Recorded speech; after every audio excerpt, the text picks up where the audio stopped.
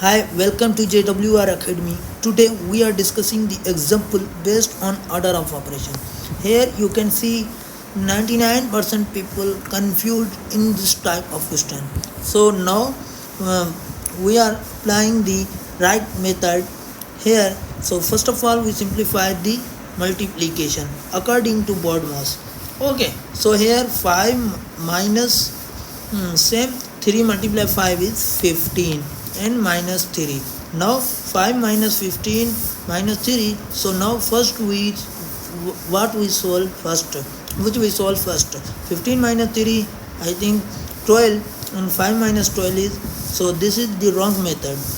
Not to solve 15 minus 3, first we solve 5 minus 15, so minus 10. Okay, and minus 3. So now our final answer is minus 13. The final answer of this question. If you like this video, please subscribe our YouTube channel and press the bell icon for next interesting video. Thanks for watching.